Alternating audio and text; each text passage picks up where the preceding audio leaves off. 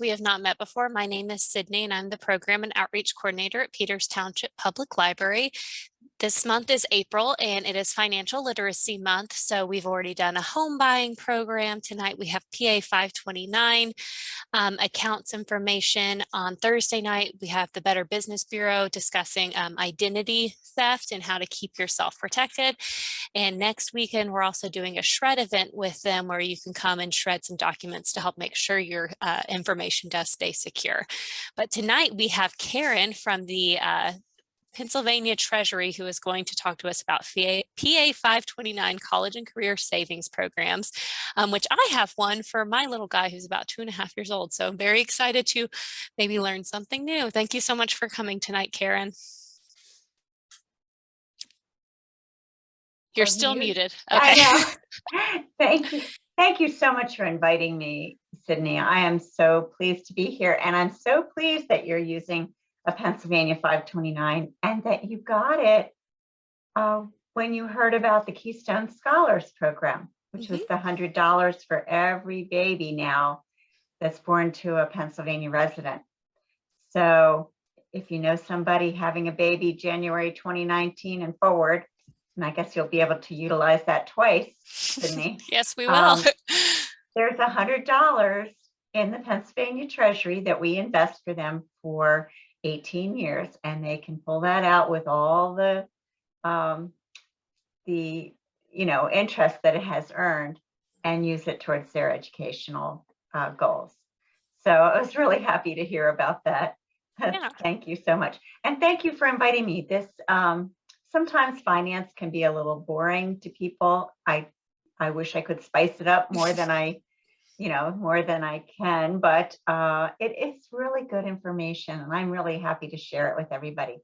So for those of you that are here, thank you so much for joining us on what is a beautiful night here in Spring City where I live. It's lovely in McMurray as well. Good. I'm so glad. Good. Well, I guess I should go ahead and get started. I am going to put a message here in the chat to everybody if I can figure out how to do that. There we go. So I put my email there so that you can certainly reach out to me if you have questions that we don't answer tonight. So we're going to talk about the Pennsylvania 529 college and career because it's not just college savings program. As you see, this is my contact information. You can also call this number. It's a great number to call if you have any questions. So thank you again for joining us. I think we're going to hold questions till the end, I believe. So we can certainly do it that way, and I'll try to address as many as I can. In addition to the 529, we have the Keystone Scholars that I just mentioned, that $100 for every baby born to a Pennsylvania resident. We also have PA Able. This is a way to save for people who have disabilities that the onset began before age 26. That means they could still be 55, 65, but the onset of the disability began before age 26, and they can save in a very nice way, very much like the 529, where you get to save money on taxes. You also get to invest your savings in this account, and you get to keep those important government benefits like SSI or SSDI that can often be taken away if you have too much money. So this is a really great program. I won't talk about that tonight, but certainly I could come back and talk about that another time. So let's get started talking about how much it costs to go to college or career. Right now, these are the college costs that we're looking at. Actually, this was from last year, so I need to update this slide. But this is just 1 year's worth of tuition. If you look at this, $4,000 for community college. In 10 years, it'll be $6,500 for 1 year of tuition, annual tuition only, not room and board or anything. $10,000 here. You can see the various ones, the state system schools such as Slippery Rock and Westchester University. You can see how much they cost per year. Just the tuition, not the room and board. The room and board is often close to that same amount. And you can see how much it costs for the state-related universities. And then of course, your private and your Ivy League per year. Let's say you were buying a car. Compare that to the purchase of buying a car. You probably have some idea already how much this is, but just put it through your head that you'd be buying a car 4 times, right? And how did you finance that? Let's say you're buying a $17,000 car, which is pretty cheap these days, right? Or a $7,000 car. How did you finance it? Did you save some of that? Did you borrow some? Did you trade some in? Was it a combination of all of those things? That's the same kind of thing you're thinking about for school, but you're doing it for post-secondary ed for 4 years most of the time, or 2 years, whatever they're doing. So how do you plan for that? How do you plan for those kinds of costs? Well, one of the ways that people do that is with a 529. And why a 529 is so important is that it gives you tax benefits that you don't get with any other ways of saving. For example, if you're putting money in Vanguard investments or some other investments, or just putting it in the bank, when you go to take that money out and you've earned money on there, you're going to have to pay taxes on that. But a 529 was created specifically so that people could save on those taxes. And that money goes then back in their pockets and back for that educational savings. They're wonderful, wonderful plans in that way. And I'll talk about it a little bit more. But in Pennsylvania, we're lucky to have 2 plans: the guaranteed savings plan and the investment plan. And you can see, actually these has continued to grow as more than these numbers here. But there are differences between these that I'm going to talk about a little bit more as we go on. Families can use the Pennsylvania 529 plan. Well, really all 529 plans can be used towards tuition, towards mandatory fees, towards room and board, towards required books and supplies, equipment and computers, as you can see, and special needs, such as tutoring and so forth for special needs. You can also use them for K through 12 tuition and apprenticeship programs. And I just used it in recent years to pay back one of my son's predatory loans. They're very expensive, and I do call them predatory because they cost a lot of money over time if you don't pay them back or if you don't save up front. It was really, really nice to be able to use what I had a little bit left over in that 529 and what I'd been adding to pay back the school loan.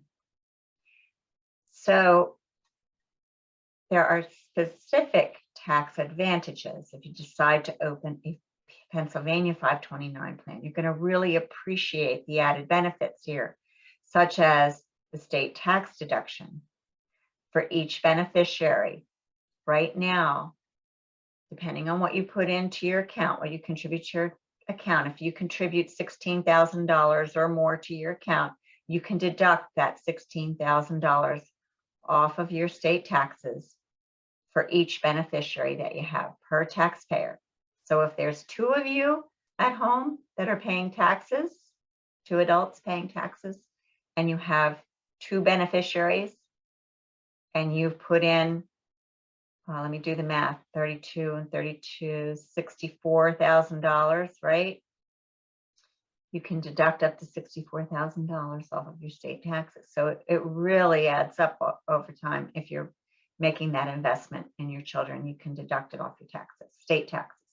And then, like I said, with the other tax advantages, if you're putting your money into this 529 plan, you're putting in a Pennsylvania one or out of state, but the Pennsylvania one in particular, they're going to be state deferred while they're in the account, federally tax deferred, right?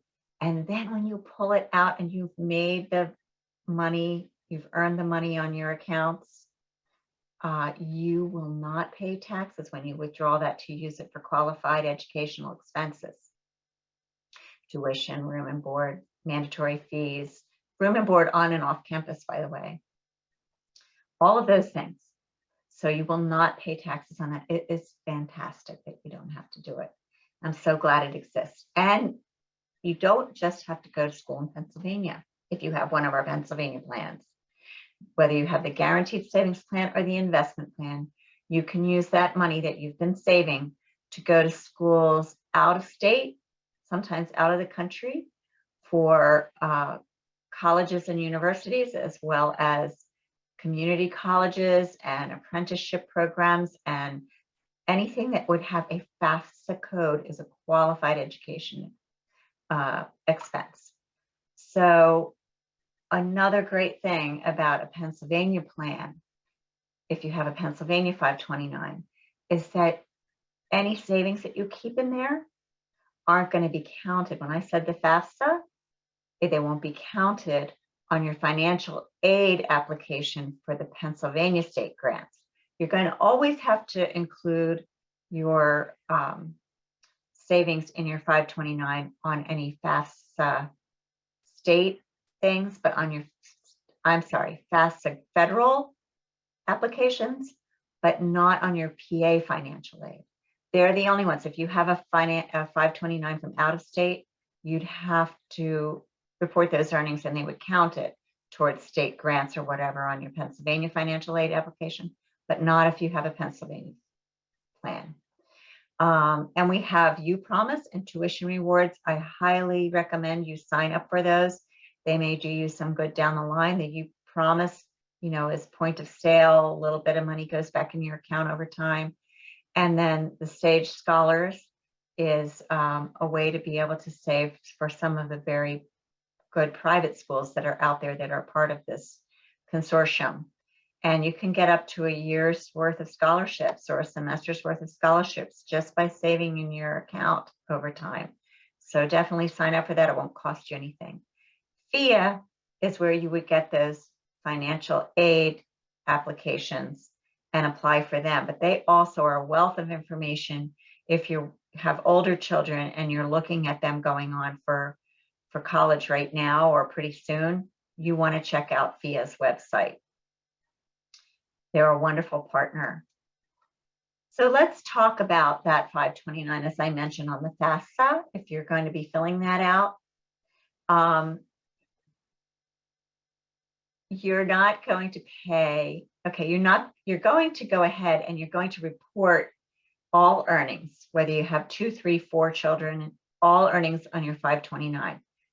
The thing is, the real benefit here is that it's your account, not your children's account. So it's counted when you're doing that earned financial aid. It's your contribution that you're eventually going to have to make to the college. You're going to have a much lower amount that they're going to look at. It's looked at about 5.07%. Whereas if it's the child's money, you have to report that as the child's money in their account, and that's looked at about 20%. So that's another really great benefit of having this account in your name as the parent, because it's going to be looked at as a lesser percent when they're looking at it. Now, right now, if it's a grandparent or another person for this year, I believe it's in 2024, this will go away. But right now, if you're a grandparent, a lot of grandparents, they look at that money as though it's the child's money the year after the year of the distribution. So if you're using a grandparent's money right now to pay for college and you're a freshman or a sophomore, that's going to show up on their FAFSA. A lot of grandparents will wait until the junior or senior year right now to give them those funds because they won't be reflected on the FAFSA. It gets looked at as though it's a child's money, which would be at 20%. So remember that if you're a grandparent and you're doing this, but that will go away. That is something that's going to go away in another year or two. So keep that in mind. It won't matter anymore that a grandparent holds it. It won't look like the child's money. It will still be only counted at 5.06%. So what are those qualified higher education expenses? Remember, I mentioned those. I mentioned the mandatory fees, the room and board on and off campus, all of those things, okay?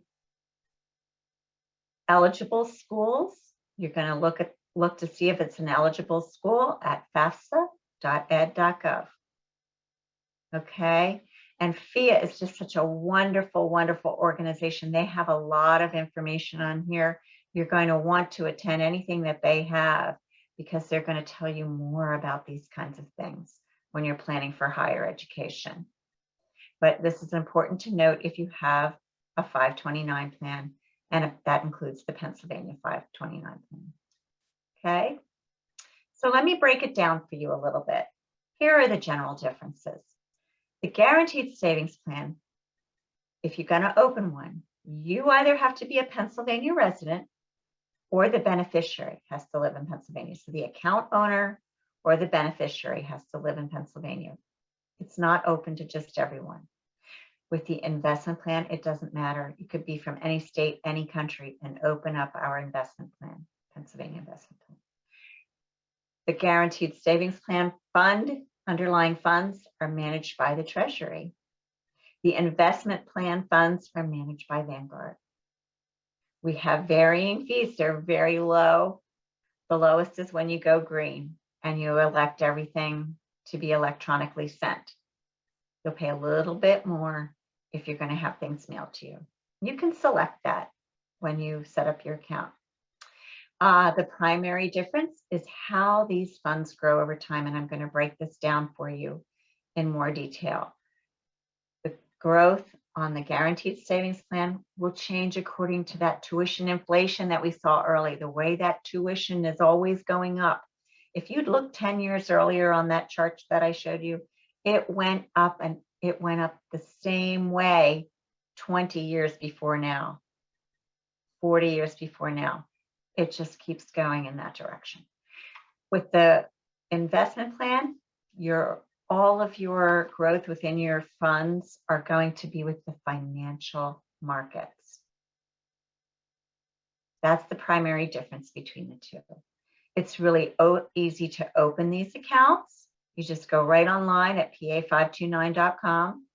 There's no minimum to enroll, and the maximum can put in is $511,758.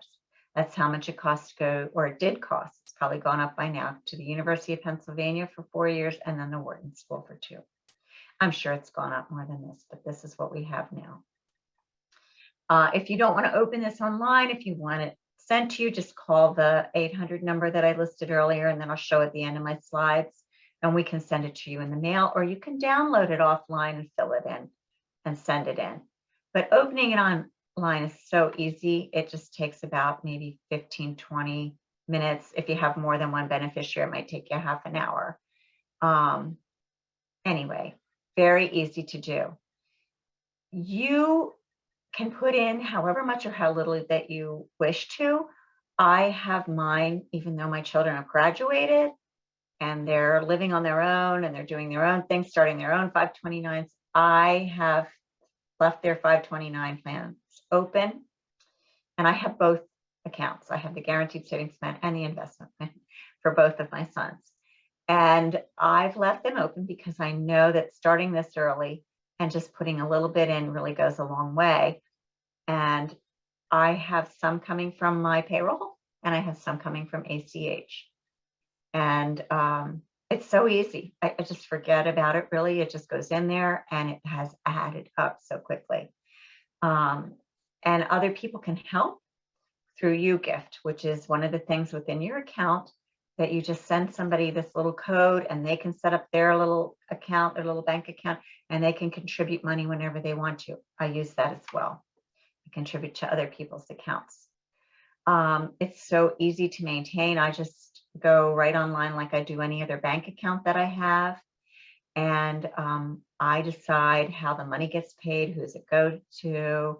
I switch the money between my kids when I needed to, because one needed more than the other. It was really easy.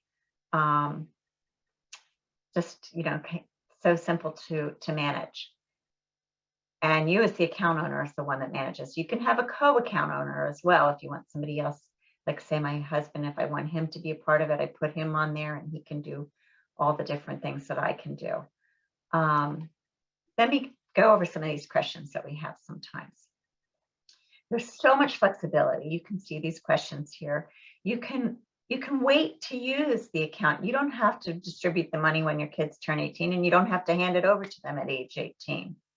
You know, IRAs have a required distribution. Certain ones, you know, you have to hand the money over, but you continue to control it, which is what I really like, because now that account, instead of going to my older children, it's going to their children when they have grandchildren. You can use the money at any time. You could use it for yourself. You could use, you can switch the money between beneficiaries, as I said. And if they go on for like a trade or career, it could be used for, you know, as long as they're eligible at the school. Let's say one gets a big scholarship and the other doesn't get that scholarship. You can, you know, make those necessary changes within the account. And let's say you're, you know, you need the money. Things go very badly and you've got to take the money out. It is your money. You can take that money out. You just won't have those federal tax benefits, right? And you would possibly incur a 10% penalty on your earnings portion of what you take out. So, you know, all of those are just wonderful, wonderful pieces of this program. I'm going to go on and I want to talk to you just first about the guaranteed savings plan. The guaranteed savings plan, remember, is the one that you have to be the Pennsylvania, you have to live in Pennsylvania, or your beneficiary has to live in Pennsylvania. No fees to get started. I mean, no minimum to get started, and there's very low fees. We manage it at the Treasury, and we're actually more than 140% funded. So we can pay all of our obligations for anyone going to any school, more than 100% right now. We have, the way that this works is that your contributions are going to buy what we call GSP credits.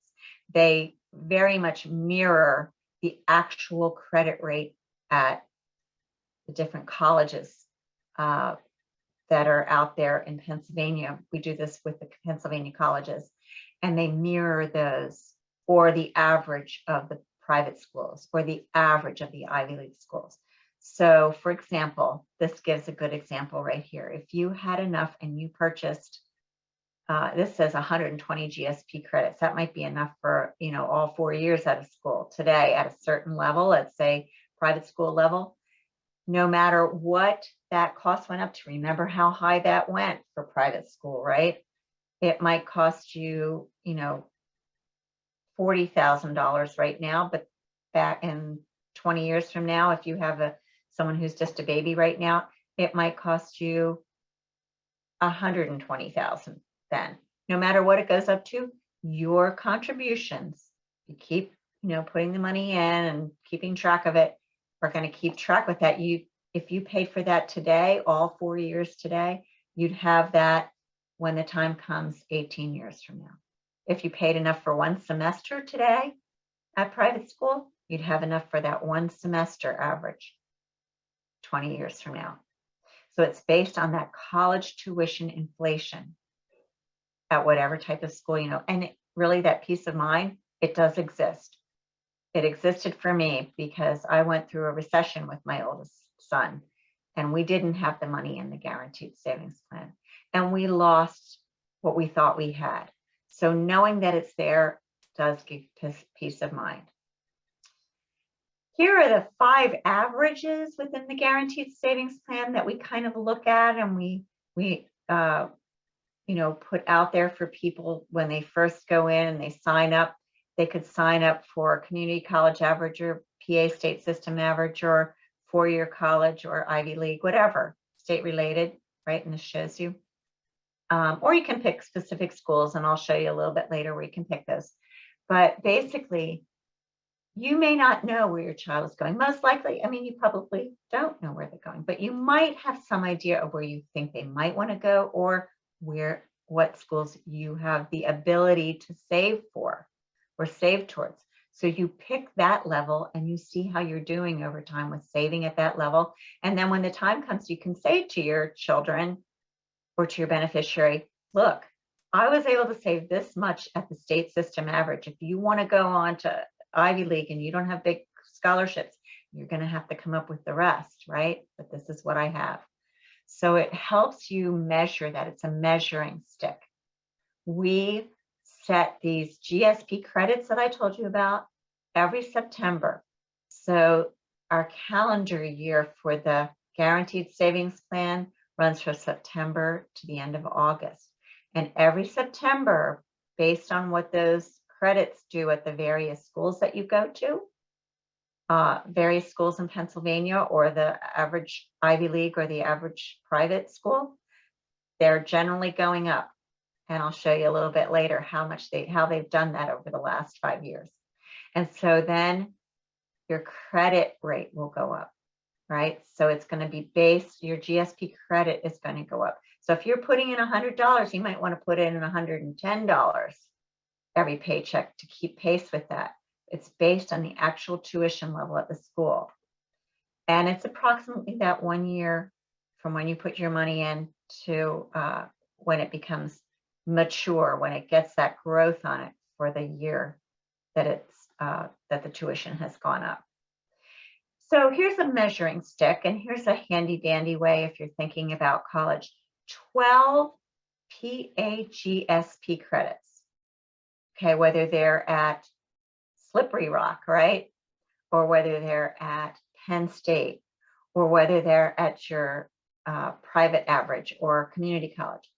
12 of what you've earned in guaranteed savings plan credits generally cover 1 year's tuition. It's just kind of a rule of thumb. You have to really then, if you're going to use this for your room and board, for those other fees, you want to think about that, and you want to say, I want to put in another 12 GSP credits per semester, right? So that I can pay for their on or off campus housing and their books, because it's very expensive for those things. So you want to keep that in mind when you're planning and doing this. Here's how it works in sort of a nutshell. If, let's say, you make a contribution of $100, this was back in 2017, 2018, but we could change this to 2020, 2021. You put in $100, and the credit rate at one of the state system schools, say Slippery Rock, was $312.17. That's how much per credit. And you only put in $100, so you didn't even quite buy a credit. You actually got 0.32 credits, right? But after this happened in 2019, right, the credit rate went up and it was more expensive. It went up to $321.50 from $312.17. And your $100 then is only going to afford you 0.311 credits. All right, now you're going to put more than 100 in there each time, and these are going to add up. But that's basically how it works. You put in $200, your total credits will be added together, 320.311, and you'll get 0.631. And you'll get a tuition inflation value on your $200 of $2.87, basically. That's how it's going to work out. But that does get a monetary value over time. As you're putting your money in there, based on what school they're going and how much that tuition goes up over time, you're getting a monetary value for that. That's why you want to try to buy as many before that rate goes up in September, when you're still at that. If you can, try to buy more while the rates are still lower. Or then you have to start adding a little bit extra to keep pace. I'll go through a little thing here. Let's say you put $5,000. You have $5,000 in contributions. You go to take the tuition value, let's say the following couple of years, you have a tuition value of $6,500 because the school has gone up that much over those couple of years, so that it costs now $6,500 to go to that same, what you were able to buy with $5,000. Now it's $6,500 to do that. Your market value of your account, let's say your market value within that was only $59, you only made $900 in the markets on that. But the guarantee of the guaranteed savings plan says what? It says, wait, you need $6,500. That's how much it costs to go there. So we're going to give you, you're going to get $6,500. That's how it works. If the tuition value only went up $900 and the market value, you made more in the markets, or the account made more in the markets, do you get the 65? No, you're going to get what the tuition value is at the school. You're going to get the $5,900. So that's how that works. This is very helpful to know that this is how it works. This is what I was talking about, where you can get an idea over the last 5 years. And this was as of last, well, actually 2 years ago, almost now, 1.5 years ago. The community college average went up 16.87%. State related or Penn State University only went up 5.09%. But this is what you're earning. So if you were earning at the Ivy League average, you were having your tuition inflation went up 22.53%. So it's kind of interesting to note how those schools have gone up or changed over time. This is what this is kind of a wrap up of the guaranteed savings plan. I want to show you what the website kind of looks like, give you an idea. It's pa529.com. And this is where you can find out more resources and information about all of our plans, but this in particular is the guaranteed savings plan. You can go in there and read, how much should I save, a little bit more if I wasn't clear about how those GSP credits work.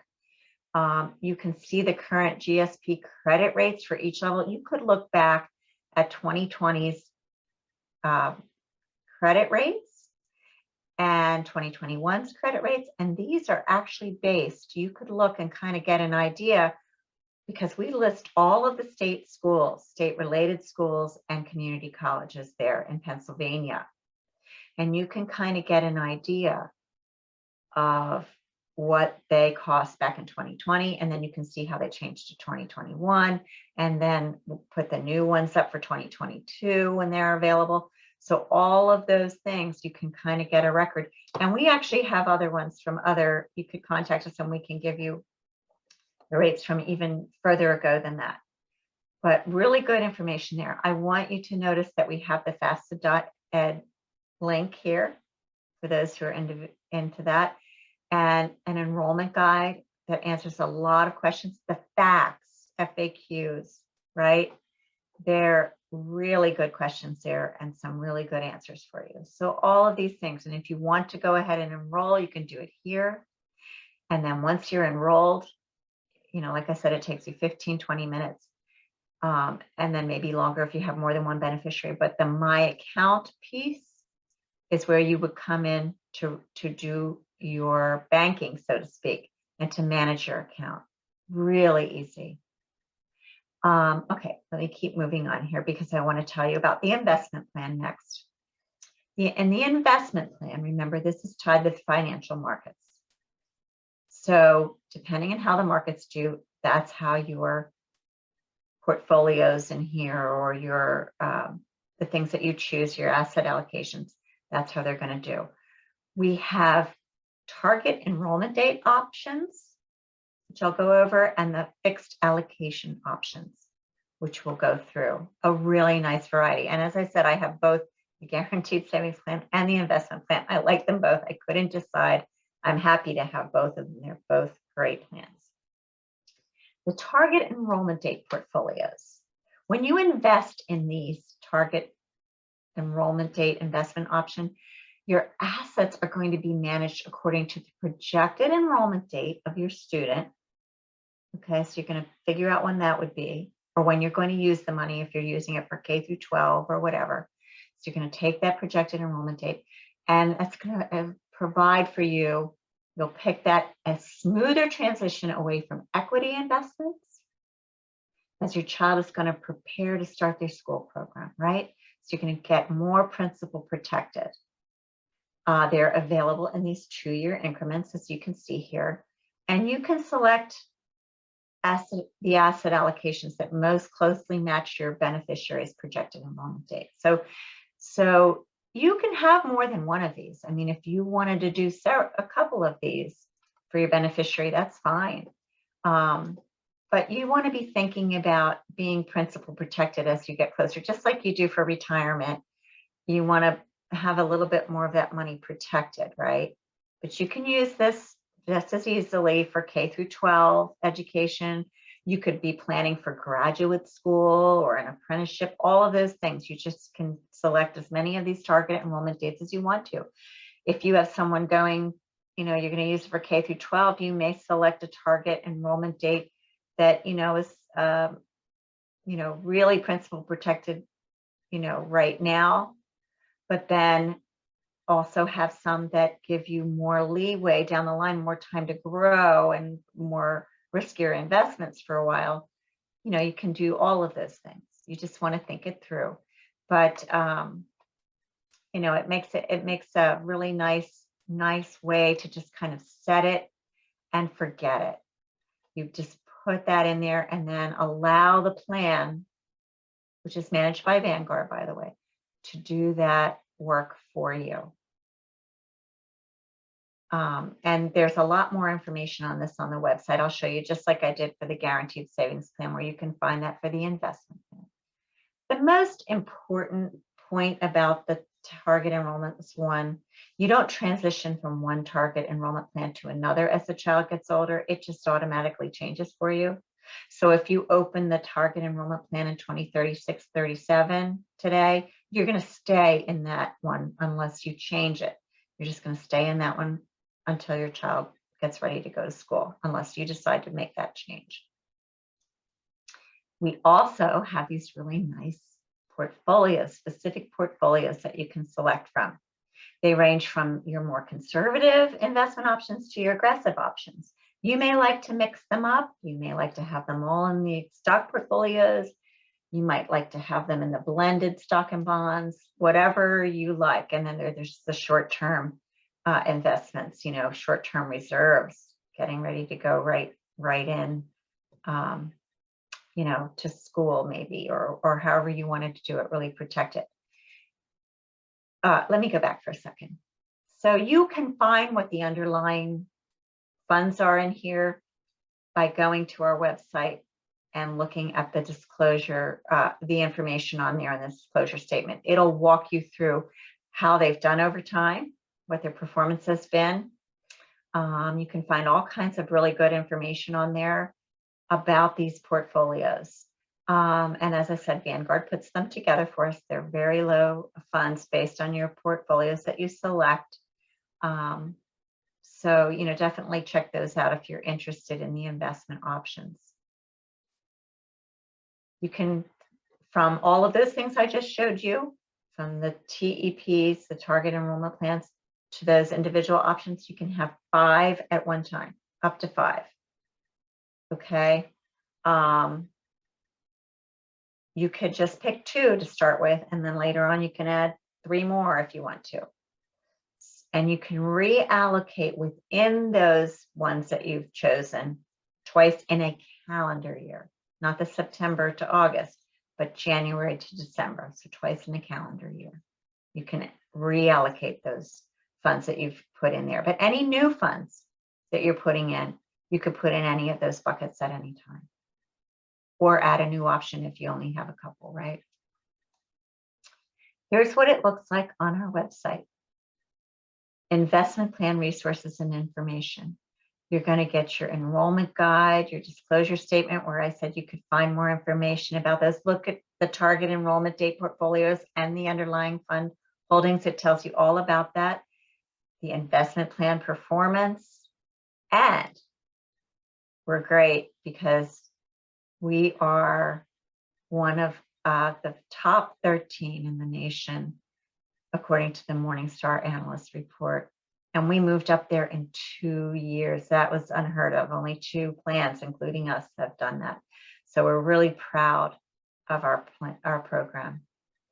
I'm going to pretty much end it here. I have 2 more slides to show you, but You can find more information also on our website, pa529.com. You can watch more about your savings plan, your Pennsylvania Guaranteed Savings Plan account.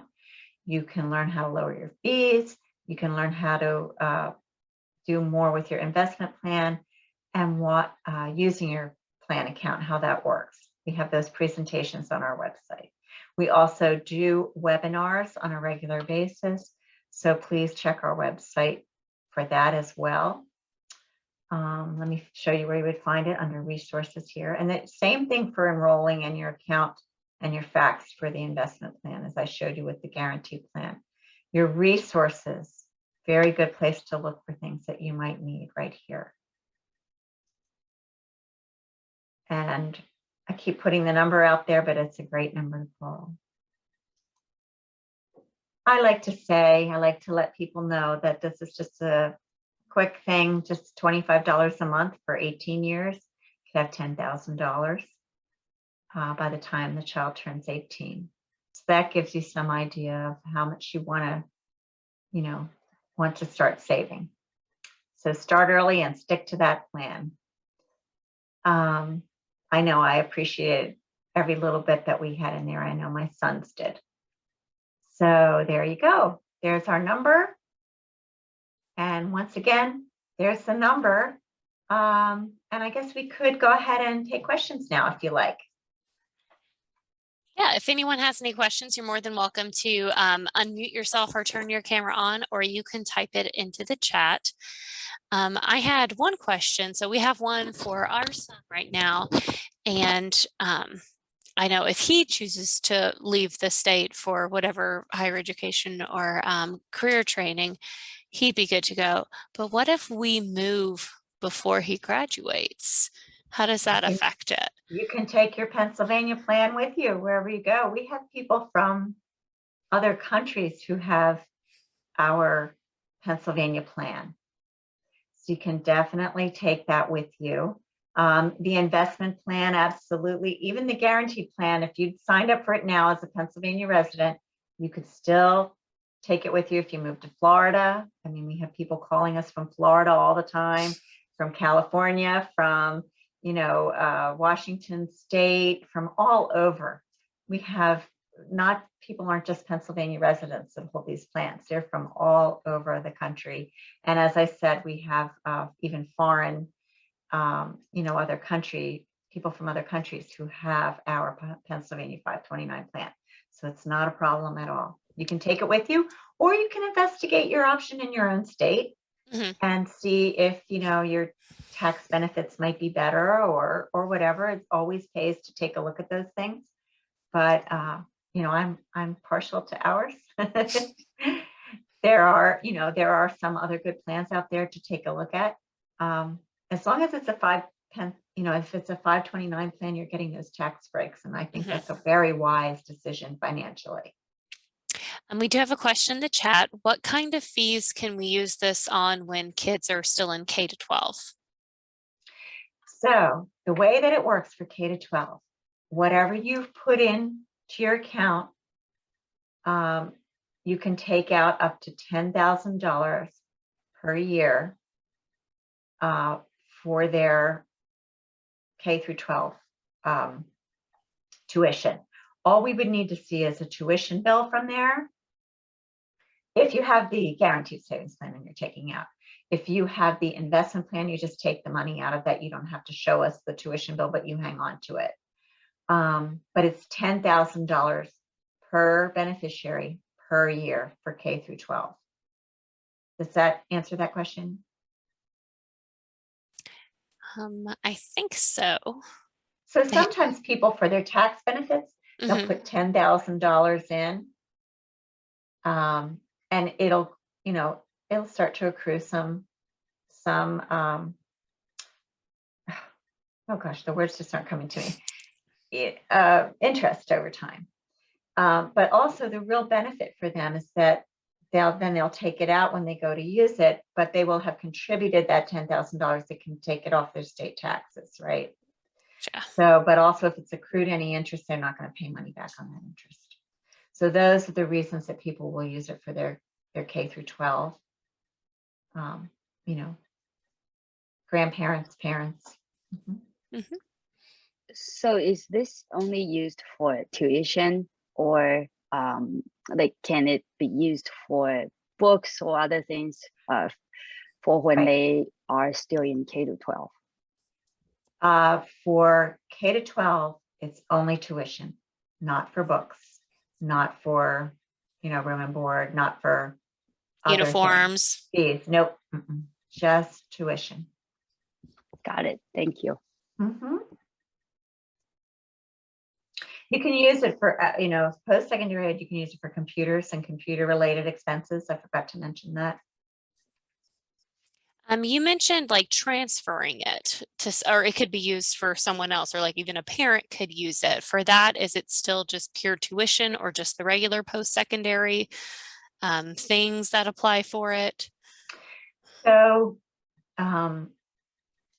for a parent, if you're like, say, for example, I decided to use my children's 529s that I had for them, and I decided to go back to school, I can just put my name into my account as being one of the beneficiaries, transfer the funds I have from both of my sons into my little pocket within my account, and just use that for myself.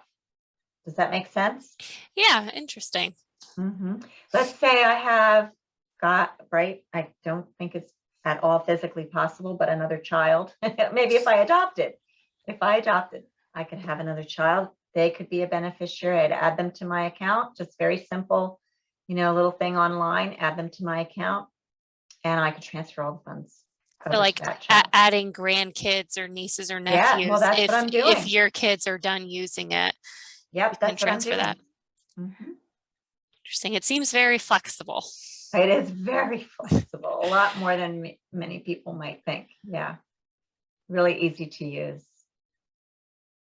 Okay, I'm going to do a last call for questions. If anyone has any questions, feel free to unmute yourself or drop them in the chat. Yeah. Karen did put her email address in the chat too, so it's there if anyone would like to reach out to her afterwards with more specific questions. I'm very happy to answer questions.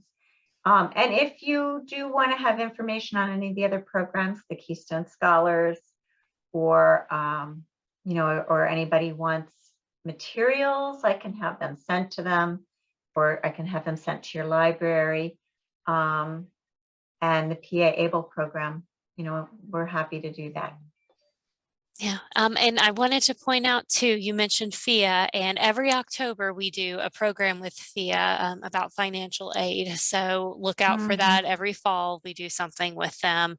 It has been online the past few years. I'm not sure if they're doing stuff in person yet or not. So yeah, they're stay kind tuned. of like we are, a little of both. Yeah. But we do presentations along with FIA many times. And so my local people that I work with from FIA, they're still mostly doing virtual, but we have been out to some events together as well. So, okay. Yeah. Good to know. Yeah. Well, I don't see any other questions. Thank you so much for your time this evening, Karen. And thank you everyone else for joining us. Hopefully we all learned something new. I hope so. Oh, it's all locked. Right. Thank you again. Okay. Thank you, everyone. I'm going to stay on for a minute if anyone has any questions for the library, and I'll send you an email in a little bit, Karen. All right. Okay. Thanks. Have a good night.